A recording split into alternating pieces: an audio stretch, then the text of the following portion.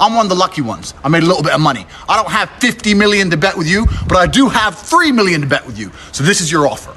$3 million.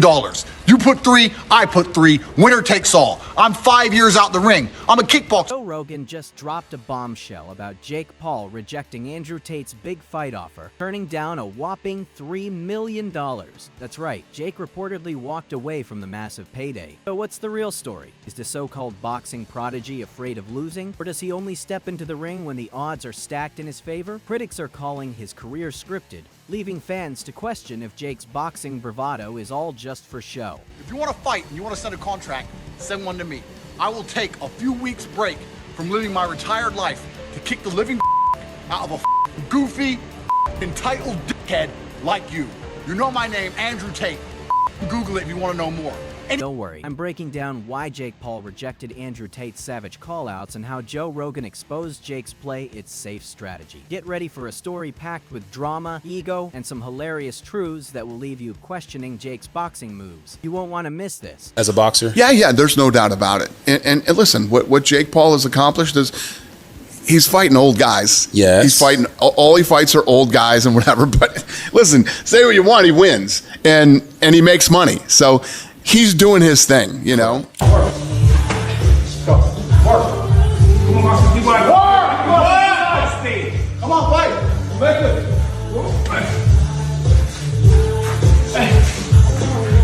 Bring these niggas. Come on, 20 seconds to walk, Steve. Let's go. Let's go. Let's go. Come on, work. Work. Work. Good. Work. 10 seconds. Work. Jake Paul, the man who claims to take on all challengers, conveniently ducks out the moment a real test appears. And who better to call him out than Joe Rogan and Andrew Tate? If there's a handbook on dodging legitimate competition while boasting about being the best, Jake Paul probably wrote it. Yeah, he'll never do that though. He knows. He knows way. One, he's under contract. And two, he's not his own boss. And two, he won't do it. He knows better. He might and say, it's funny to say, like, yo, Conor McGregor is scared of Jake Paul. Will never. When Andrew Tate, former kickboxing champion and master provocateur, called out Jake Paul, the internet went wild. Tate wasn't messing around. He threw down a $3 million bet with an anytime, anywhere ultimatum. But instead of stepping up and lacing his gloves, Jake hesitated. Not the suspenseful kind of hesitation, but the awkward, let me text my PR team for an excuse kind that left everyone wondering if Jake was ready for the challenge or just dodging it. Somebody like me, he'd mentioned me before, and there'll be people out there saying, oh, Carl Froch's talking about himself, he's after a payday. Listen, I'm not after a payday. I'm doing all right. There's no problems with my... Then came Jake Paul's brilliant pivot fighting Mike Tyson, the 57-year-old retired legend whose prime days are as distant as VS tapes. In a baffling move, Jake decided boxing Tyson was safer than stepping into the ring with Andrew Tate, who's not only in peak fighting shape, but also dangerously unpredictable. Sure, it was a calculated decision, but it screamed one thing louder than anything else: fear. Let's face it, Jake thrives on scripted fights, and with someone like Tate, there's no script to follow, just raw, unscripted chaos Jake wasn't ready for. You see some of these crossover fights. Obviously, I know that you and Jake Paul have had your disagreements. Do you think that Jake's gotten better as a boxer? Yeah, there's no doubt about it. And listen, what Jake Paul has accomplished is he's fighting old guys. Yes. He's fighting, all he fights are old guys and whatever. But listen, say what you want, he wins. And he makes money. So he's doing his thing, you know. Let's not pretend this is the first time Jake Paul has dodged a fight he couldn't control. His boxing career has been a masterclass in cherry-picking opponents. Former basketball players, check. Retired MMA fighters with zero boxing experience, double check. And now, Mike Tyson, a retired heavyweight with enough fame to sell tickets, but not enough speed to be a real threat. The pattern is painfully obvious, and even Jake's most loyal fans are starting to catch on to his calculated, risk-free strategy.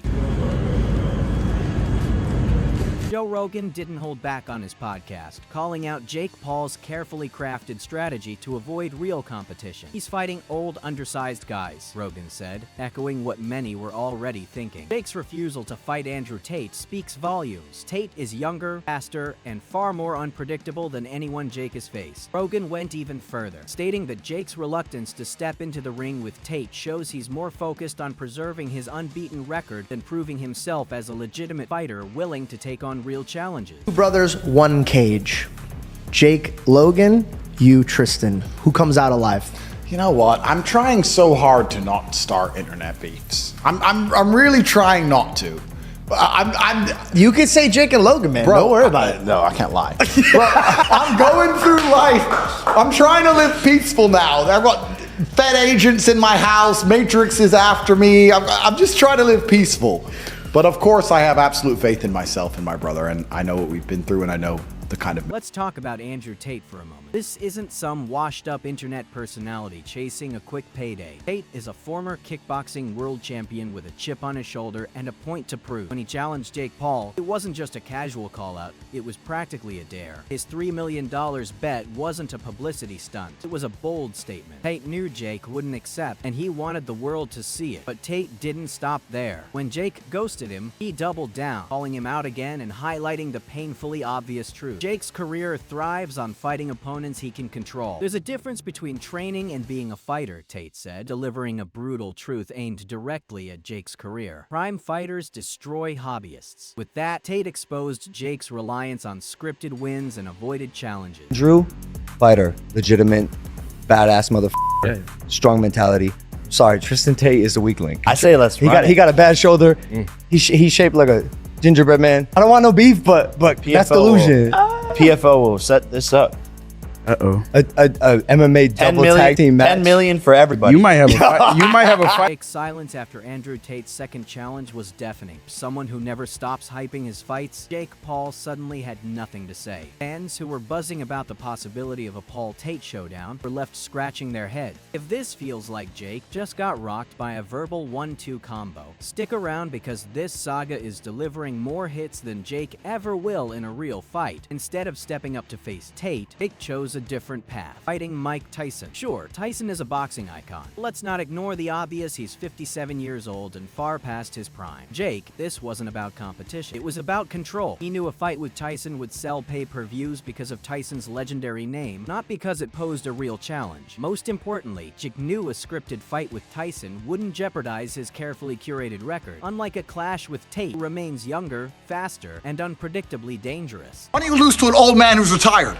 I live in the real fucking world, Jake. There's a whole bunch of fighters out here who live in the real fucking world. Men who are dangerous and dedicated their lives to this sport and don't have a fucking fraction of the money you have because you managed to become a Contrast that with Andrew Tate, a fighter in his mid-30 seconds in peak physical condition and armed with years of combat sports experience. Tate is skilled, unpredictable, and completely unwilling to play Jake Paul's scripted game. Facing Tate wouldn't just risk Jake losing it, would risk exposing him as the hobbyist Tate has accused him of being.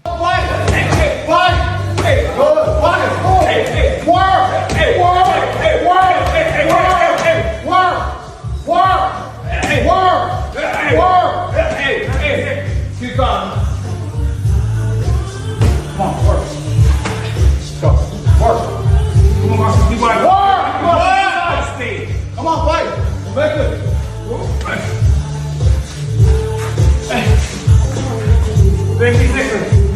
Come on, 20 seconds to walk, Steve. Let's go. Let's go. Let's go. Joe Rogan didn't hold back when discussing Jake Paul's decision to fight Mike Tyson instead of Andrew Tate. Jake Paul doesn't want to fight he can't control, Rogan said, cutting through Jake's facade like a hot knife through butter. And he's absolutely right. Jake's entire career has been about controlling his opponents, controlling the narrative, and controlling the spectacle. Andrew Tate, however, represents the one thing Jake can't control: a real challenge. If Jake thought his fans wouldn't notice his dodge, he was sorely mistaken. Social media exploded with backlash, and the criticism was brutal. Fans called him a coward, fraud, and worse. Even some of Jake's own supporters admitted that avoiding Tate while opting to fight Tyson was a bad look. The internet doesn't forget, and this move could haunt Jake for the rest of his career. The best boxer on the planet is Jake Paul.